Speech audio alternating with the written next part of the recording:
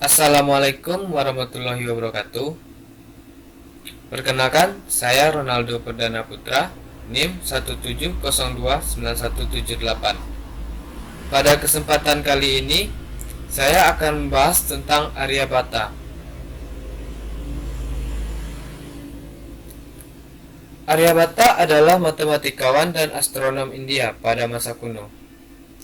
Para peneliti menduga Aryabhata lahir dan besar di Kerala, negara bagian di pesisir selatan India, dan ia meninggal pada tahun 550 Masehi.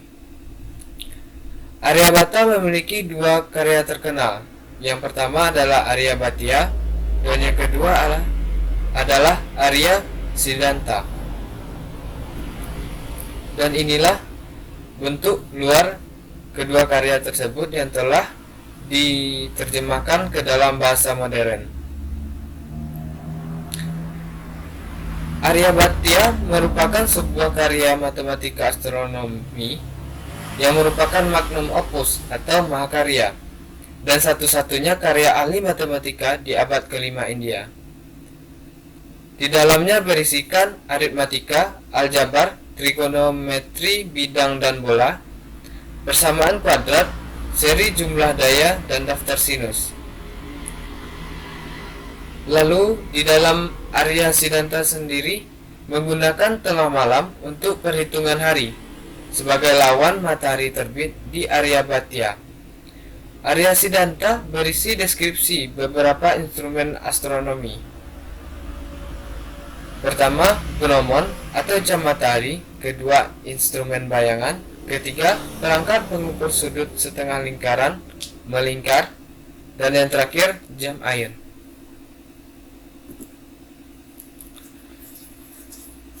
Pertama kita akan membahas Aryabhatiya. Teks ini terdiri dari 108 ayat dan 13 ayat pengantar, dan dibagi menjadi 4 bab.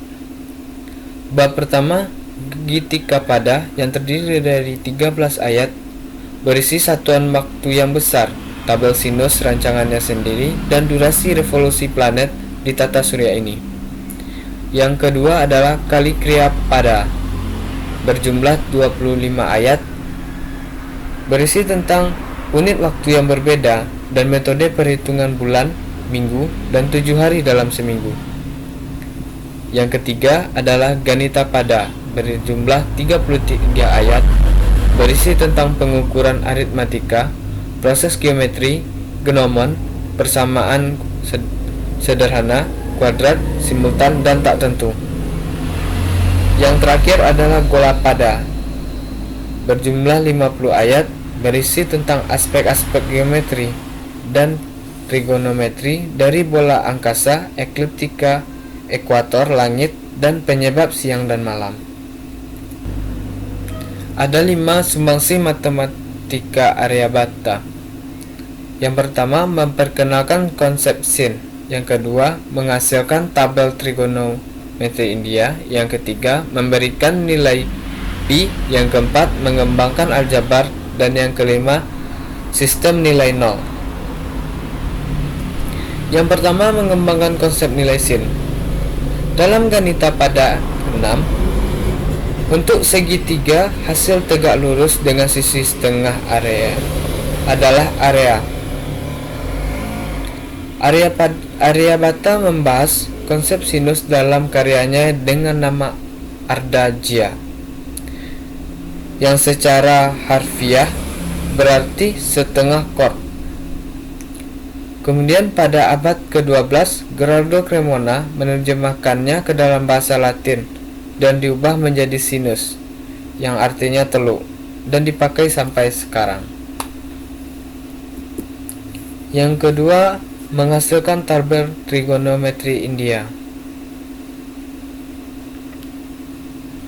Aryabhata memilih angka 3438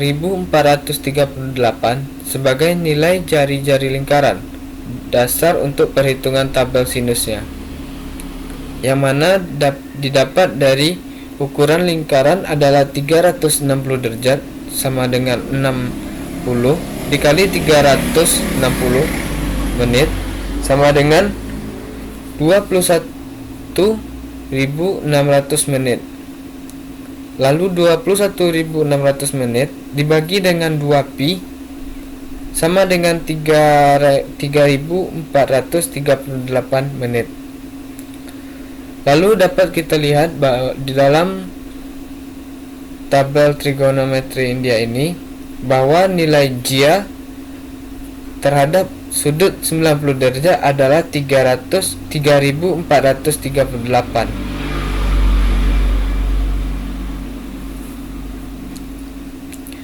Yang ketiga, memberikan nilai pi. Aryabhata bekerja pada pendekatan untuk pi dan memungkinkan telah sampai menyimpulkan bahwa pi adalah irasional.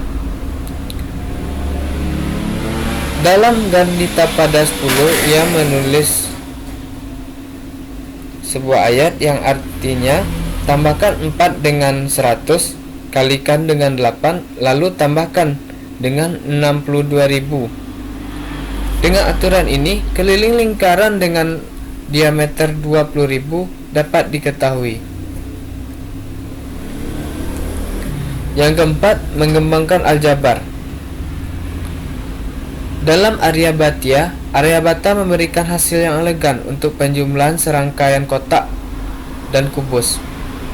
1 kuadrat ditambah 2 kuadrat ditambah sampai dengan n kuadrat sama dengan n dikali n ditambah 1 dikali 2n tambah 1 dibagi dengan 6.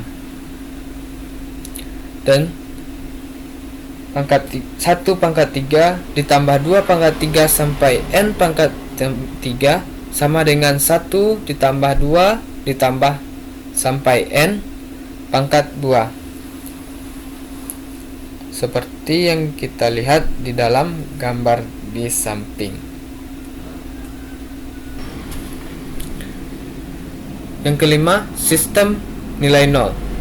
Sementara ia tidak menggunakan simbol untuk nilai nol, ahli matematika Prancis Joseph Ifrah berpendapat bahwa pengetahuan nol tersirat dalam sistem nilai tempat Aryabhata sebagai pemegang tempat untuk pengetahuan 10 dengan koefisien 0. Namun, Aryabhata sendiri tidak menggunakan angka Brahmi. Melanjutkan tradisi Sanskerta, dari zaman Veda ia menggunakan huruf alfabet untuk menunjukkan angka dan menyatakan jumlah seperti tabel sinusnya sendiri dalam bentuk mnemonik. Mnemonik sendiri adalah cara untuk mengingat atau menghafalkan sesuatu yang digunakan dalam bidang pendidikan.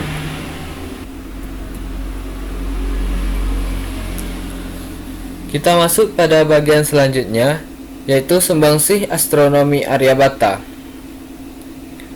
Di sini ada 4 bagian. Yang pertama, pergerakan tata surya, yang kedua gerhana, dan yang ketiga periode sideral, dan keempat heliocentrisme. Yang pertama, pergerakan tata surya. Aryabhata dengan benar menegaskan bahwa bumi berputar pada porosnya setiap hari, dan bahwa pergerakan bintang yang tampak dan adalah gerakan relatif yang disebabkan oleh rotasi bumi, bertentangan dengan pandangan yang berlaku saat itu bahwa langit berotasi. Ini ditunjukkan dalam bab pertama Aryabhata, di mana ia memberikan jumlah rotasi bumi dalam yuga dan dibuat lebih eksplisit dalam beberapa bab pada Golapada. Aryabhata menggambarkan model geosentris tata surya. Bulan berputar mengelilingi bumi dan bumi mengelilingi matahari. Dalam model ini yang juga ditemukan dalam Paitama Hasiddhanta, salah satu bab di dalam Arya Siddhanta. Yang kedua, gerhana. Aryabhata menjelaskan gerhana dalam hal bayangan yang dilemparkan dan jatuh di bumi. Jadi, gerhana bulan terjadi ketika bulan memasuki bayangan bumi. Dalam ayat Gola 37, dia membahas panjang lebar, ukuran, dan tingkat bayangan bumi. Dalam ayat Gola 38-48. Dan kemudian memberikan perhitungan dan ukuran bagian gerhana selama gerhana. Kemudian para astronom India memperbaiki perhitungannya, tetapi metode Aryabhata memberikan inti pada perhitungan tersebut. Yang ketiga, periode sideral.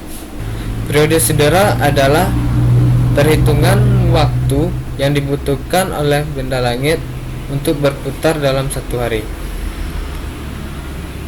Dipertimbangkan dalam satuan waktu bahasa Inggris modern, Aryabhata menghitung rotasi sideral dari bumi yang menunjukkan bintang-bintang tetap sebagai 23 jam, 56 menit, dan 4,1 detik, dan nilai modernnya adalah 23 jam, 56 menit, 4,09 detik. Dengan demikian pula, nilai untuk panjang tahun sideral pada 365 hari, 6 jam, 12 menit, dan 30 detik adalah kesalahan 3 menit dan 20 detik dalam jangka waktu 1 tahun. Yang keempat adalah heliocentrisme. Aryabhata menganjurkan model astronomi di mana bumi berputar pada porosnya sendiri. Modelnya juga memberikan koreksi untuk kecepatan planet-planet di langit dalam hal kecepatan rata-rata matahari. Dengan demikian, telah disarankan bahwa perhitungan Aryabhata didasarkan pada model heliocentris yang mendasarinya, di mana planet-planet mengorbit kepada matahari. Sekarang kita masuk kepada ilmuwan terkait. Karya Aryabhata memiliki pengaruh besar dalam tradisi astronomi India dan memengaruhi beberapa budaya tetangga melalui terjemahannya. Misalnya saja terjemahan Arab selama zaman keemasan Islam 820 Masehi. Beberapa hasilnya dikutip oleh Al-Khwarizmi, dan pada abad ke-10 Al-Biruni menyatakan bahwa pengikut Aryabhata percaya bahwa bumi berputar pada porosnya. Abu Raihan Al-Biruni menerjemahkan karya Aryabhata ke dalam bahasa Arab dan Persia dan membuktikan bahwa kesahihan instrumen astronomi dan periode sideral berdasarkan Arya Siddhanta. Yang kedua adalah Gerard of Cremona atau Gerardo Cremona. Pada abad ke-12 ia menerjemahkan Ardaglia ke dalam bahasa Latin dan diubah menjadi sinus, yang artinya teluk, dan dipakai sampai sekarang. Yang ketiga adalah Al-Khwarizmi. Tambahkan 4 hingga 100, kalikan dengan 8, lalu tambahkan 62.000. Dengan aturan ini, keliling lingkaran dengan diameter 20.000 akan diketahui. Inilah ayat yang dikutip oleh Al-Khwarizmi dalam bukunya tentang Al-Jabar. Yang keempat, Guillamune Ligentio. Ilmuwan abad ke-18 ini selama kunjungannya ke India mendapati bahwa perhitungan India tentang durasi gerhana bulan pada tahun 30 Agustus 1765 menjadi lebih singkat 41 detik, sedangkan grafiknya dari Tobias Mayer pada tahun 1752 panjangnya 68 detik. Yang kelima, George Ifrah berpendapat bahwa pengetahuan nol yang tersirat dalam sistem nilai nol tempat Aryabhata sebagai pemegang tempat yang berkekuatan 10 dengan koefisien 0. Dan masih banyak lagi ilmuwan yang terkait dengan Aryabhata. Sebagai contoh, Brahmagupta dan Bhaskara I yang mana adalah muridnya. Yang kedua adalah Nilakanta Somayaji yang mengulas ulang tentang Aryabhatia, dan yang ketiga Johann Hendrik Lambert yang memiliki gagasan yang sama dengan Aryabhata tentang irasional pi. Sekian dari saya. Saya mohon maaf jika ada kekurangan baik dari penyampaian maupun materi. Saya akhiri dengan terima kasih. Assalamualaikum warahmatullahi wabarakatuh.